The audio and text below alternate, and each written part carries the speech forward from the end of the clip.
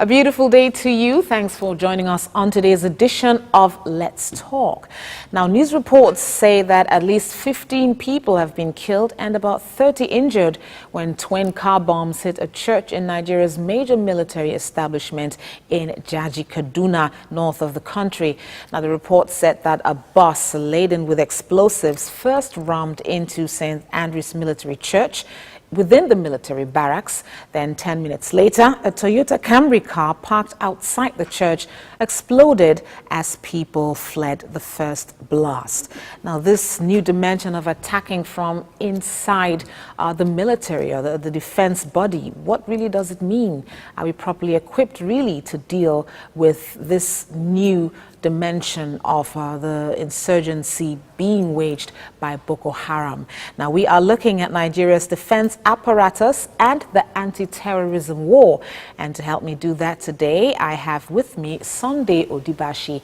He is the political editor, National Daily Newspaper. He is a social expert as well as a public policy analyst. Great to have you on Let's Talk. Yeah, thank you. Okay, now, of course, in the news, now up until this morning, there have been conflicting figures, you know, as to the death toll of that blast that occurred within the military barracks there and the army, really, school within Kaduna, north of Nigeria. Now, first of all, when you heard it, what came to your mind? The fact that this happened right within the military barracks. Yeah.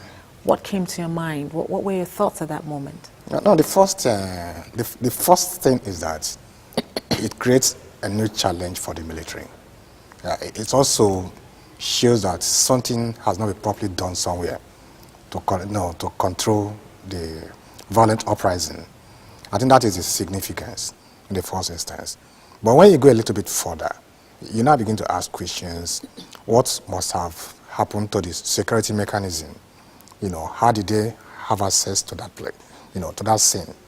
And in spite of the, given the fact that this is a barrack, you know, it's a cantonment, so say, there are so many steps, you know, security checks before you can get to, even to pass the main gate. If you go to Ikeja cantonment, you just don't walk in.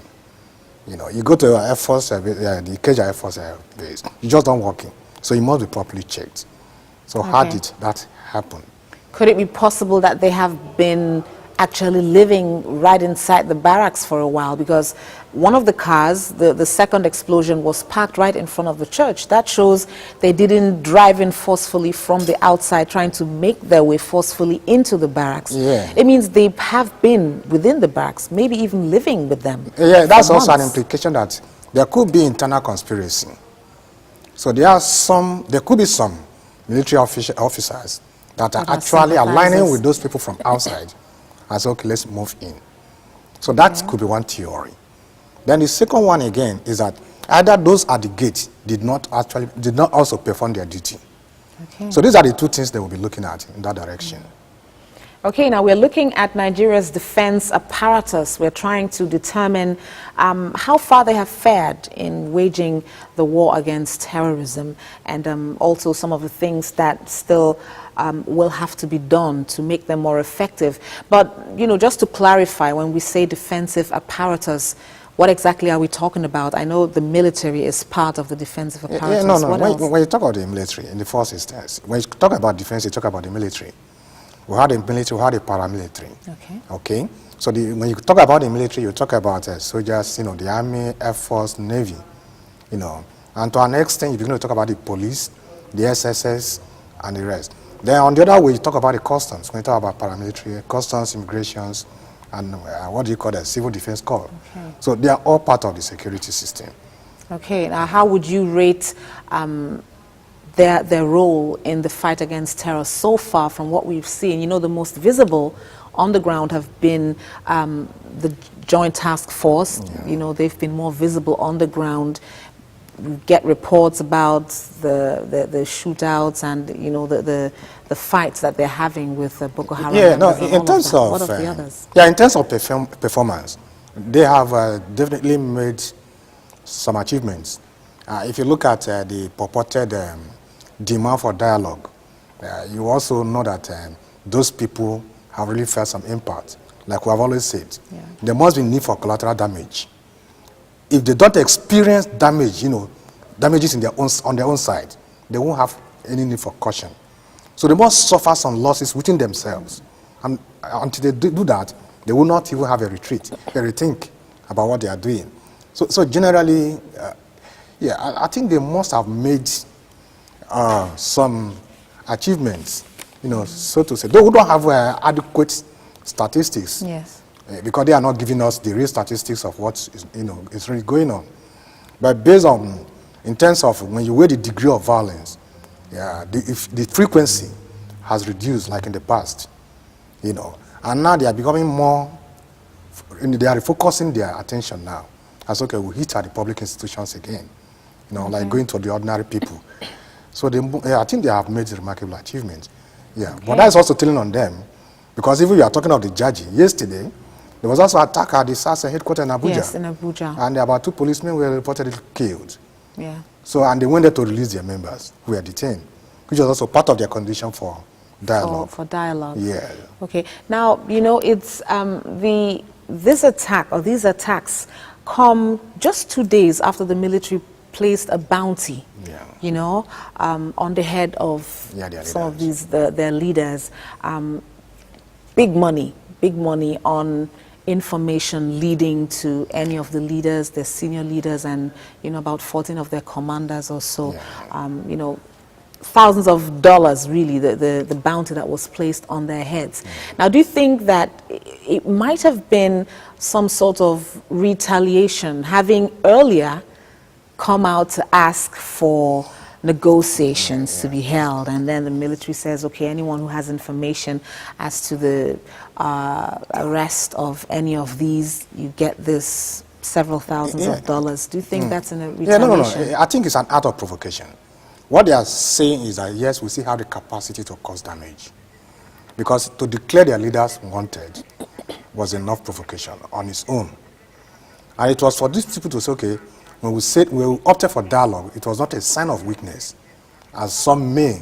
That is from their own side, Now, when you now declare them, wanted, they are now saying, okay, yeah, we still have the capacity to attack, to strike, And don't forget, we've said it before. There are 3 things involved in this, and these are the 3 things. You don't even need to begin to run around. These are the 3 things that the security operatives need to be going about. One is to just think of the capacity to acquire the weapons, then the capacity to deliver, and the capacity to cause sufficient damage. Okay. And I think what the military was even trying at a point was to cut off that link, because if you cut off the capacity to deliver, then the other 2 sides are being taken care of. And that they have not done very well, because they have also not worked on intelligence. Okay. They needed more work on intelligence before they could not cut. Because if they had cut off that capacity to deliver, that explosion would not have occurred at Jaji. That was enough. It was enough for them to stop it at the gate, 1. They can also stop it at a distance. If you go to Abuja now, the whole of SS quarters, it's a snake drive movement. You just go this way, because they are barricaded. Yeah. If you go to Aso Rock, it's the same thing from the entrance gate. They barricade one side, open the other side, So all those mechanisms have been put in place. But the intent that they have not really done is to say, what is the capability? Where are they having the capacity to come and deliver this thing? When they can strike, they can also look at the diplomatic area of it. Okay. Which are the countries behind these people? Their sponsors. Yeah. So what do we do? Because like one of my friends told me recently, he said that Boko Haram have their own headquarters in Saudi Arabia. And if that is the case, why can't we summon the ambassador, whatever is it called? I said, look, you people are destabilizing our country. Why should we be harboring people who are even destroying this country? But they've not even done anything in that area. Yeah. So it's beyond just sending soldiers to the street. Okay. They should have a holistic approach to this issue.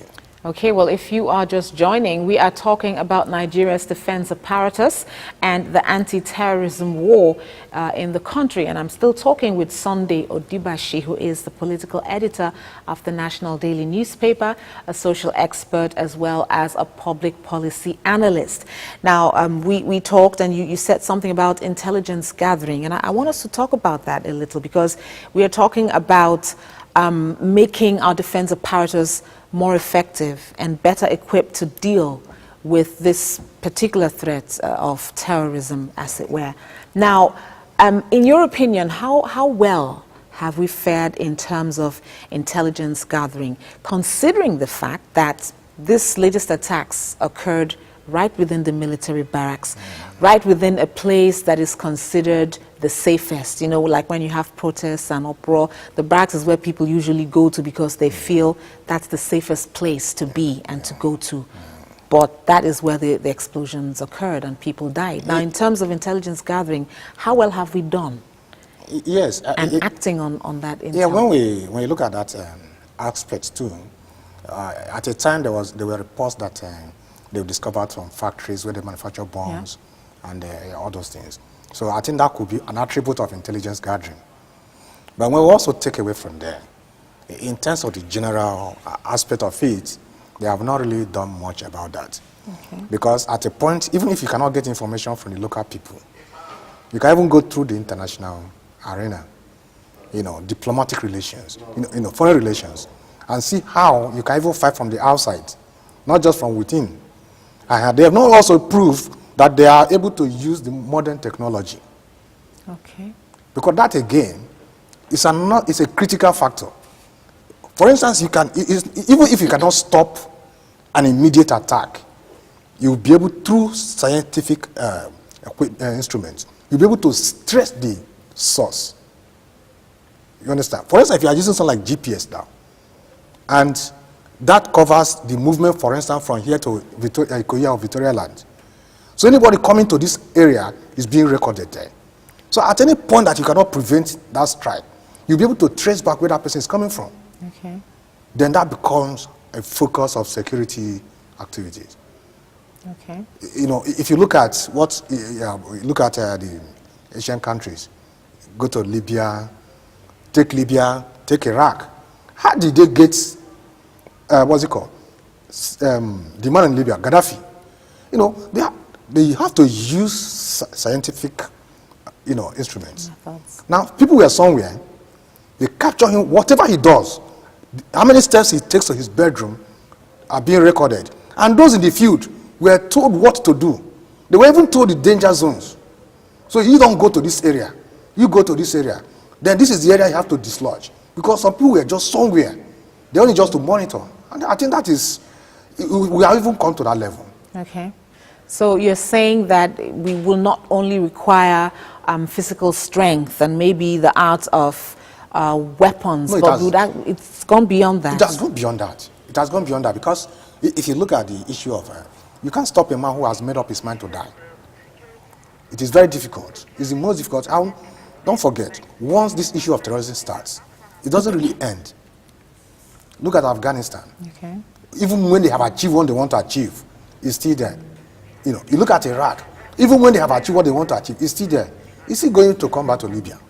Mm-hmm. So, when you have done that, when they have done that, they still have to, you know, develop more, develop more capacity. The best they can do is to reduce it. And if they can reduce it, then they can, at a point, put an end to it. Okay, now still talking about capacity. Now, I'm sure I've asked you this question before, talking about the security votes, you know, and about the money that is being released all the time for security. Is it that this money is not being put to proper use? I mean, we've come to a point where it is clear that there will have to be an increased capacity of the military, of the general defense apparatus, talking about the Navy, the Air Force, and all the other paramilitaries. The security votes that are being given towards security, what happens? Is it that nothing is going on? Nobody is holding anyone to account as to which facilities or machines are being purchased. What exactly is going on in that? The point is that we always hear about the allocation to defense. But even when the National Assembly, even when they carry the oversight function on other parastatals, we have never had done that in defense. So if they have not done that, then it becomes difficult for an outsider to really say this is where they are. But generally looking at it, it's either the money itself has been misapplied, not properly utilized, or something is wrong somewhere.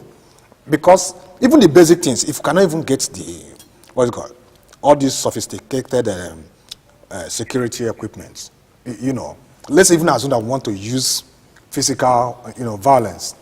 One, it's not even all the time that you need to even have soldiers on the street. We can even have this surveillance. Why should people who do not have legal power to possess a weapon engage military that have the legal power to possess weapon, engage in gun battle for 1 hour? If they have the right thinking, that will not happen. Because one thing is they would have done in addition to that was to go from area surveillance. Now what we needed was you put the military back. As they come out, the military remains, and the Air Force move to the air, block, though they cannot escape. Because we have reports where they say they engage the soldiers, they engage JTF, and they run inside the bush. Okay. If they are properly equipped, the funds are being properly utilized, as at the time you just get them that they are confronting soldiers here, the Air Force takes off. Okay. And by the time you just come down, you smash them, and that gang is gone. Okay. Now, so I think there are still questions to be answered. And I think that the National Assembly has a duty to perform in that area. They certainly have a duty, and they should be held accountable to that as well. Now, in spite of the activities of the JTF, we still see attacks, in spite of, we've had reports, and, some of the reports were encouraging, although at some point there were reports that they were using excessive force and excessive violence, and even at some point attacking civilians and all of that. But in spite of what they have been doing on the ground to tackle this menace, these attacks seem to be continuing. Now, what does that portray for the nation? What's the significance? What does it mean if these attacks keep happening in spite of the activities of the JTF? No, before we get to that point, okay, because like I said, every attack is an indication that something has not been properly done somewhere. Okay. And it's for Mr. President to go back. Who are my people? Who are in charge of this area? What went wrong? Not to sanction anybody. They're supposed to be analyzing every occurrence, every bombing. How did it happen? How did they get here? What did we do to stop it? Why is it that what we did cannot stop it? Okay. Do you understand? Then when they do it, then they now improve. Because when you repeat the same process and you are getting the same result, then you may not make progress. Okay. So that is a total call for review. But in terms of the implication on the country, yes, Nigeria may end up being blackmailed as a terrorist country. If it remains persistent, it also affect foreign investment or whatever. That's why the fact that I think one of the ministers was saying that direct foreign investment has risen to 8 billion and those things are not even seen on the street. So let's shift away from statistics, from government statistics. It will affect investment, no doubt about that. Even when you go to the north now, the economy of the north is crumbling. Okay. It's crumbling. We have friends who are there, and they'll tell you this is the way it is. One of my friends couldn't even come from Kano to Lagos about 2 weeks ago. He said because Kaduna is not, there's no passage in Kaduna. There's no passage any longer. Yeah, there's no passage. So they say you go through the air. Okay. So it will have very negative effect on the country. Okay. Well, fantastic. Well, if you're just joining us, rather, we're still talking about Nigeria's defense apparatus and the anti-terrorism war, which is going on right now. I'm still talking with Sunday Odibashi, political editor of the National Daily Newspapers, social expert, as well as a public policy analyst. Now, talking about the defense apparatus, and with everything that they're doing at the moment, I'm wondering, is there a role of the Nigerian, the average Nigerian? You know, is there any place where they come in this, in talking about increasing the capacity of our defense apparatus? Is there a place for the Nigerian? Is there a place for the civilian? Because, you know, the civilian, they're always separate from the military. Yeah. But is there any form of collaboration at all which may be possible in tackling this, knowing that some of these people also have information about how these people operate, about where they are, because they're people, they're amongst us, they're not falling from the sky. So how do you see, is there any form of collaboration possible at all between the Nigerian and our defense apparatus? When you want to look at that aspect, it is possible for the security operatives, like we said earlier on, intelligence gathering. You source information from the people, you know. So it's possible for you to get there and get this information from them. But you just have to relate with the grassroots, you know. But the risk is also high. Okay. Because one of the simplest things that they would have done is for the security person himself to disguise himself. Okay. And be like the ordinary person on the street. Join them at bars, drinking spots, and the rest of other things. From there, you don't even need to consult anybody, because from ordinary stories, you hear, you know, you get enough information. But the risk is also high in that area. Then the other way around is to also say, okay, how do we make these people our friends? So if they can work off making a community their friends, then they'll be able to draw the people closer to them. But also forget that even before now, the police, the army, they have never been friends of Nigerians. Yes. They have never been. So they see the ordinary citizen as the enemy of the government. Enemy. So the government does not even exist. So when they now came to this point, so it becomes difficult for them to identify with the civil population. So that is even a critical factor. And even since the democratic return, no governor, no president, nobody has even done anything to improve civil-military relations in this country. Nobody. Does it mean that there's a certain malfunction within, you know, the military or the defense apparatus, as it were, in that regard? No, there is a total, very, you know, absolute complete disharmony between the military and the civil population. Okay. Because all along, it is, if you see a soldier, all you need to do is to run for your life, first of all. You see a policeman, all you need to run. You don't want to come close. You know, unlike in the past. In the past, if you see a policeman, he was just like yourself. You know, but at the time, the whole thing changed, especially during the military era. So they will also have to, this challenge of civil-military relations, how do they improve on it? That they have not, no government has even done that. You know. So until they also achieve in doing that, then it's also going to be difficult. Because the man who is giving you information, it's not even sure. Even when we had this report, he might find himself being arrested for you know, for giving that information as a suspect. Yes. But the point is, how do we bring these people close? How can we even interact with them? How can we relate with them? They have not been able to improve on that. So until they improve on that, then I think they'll be able to make remarkable achievements. Okay, I'm instructed to ask this particular question. Now, do you think, you know, in the beginning we talked about the counter-terrorism unit that was set up, I think in May or so. Okay. We had a 277-man force that was set up specifically for the purpose of tackling terrorism.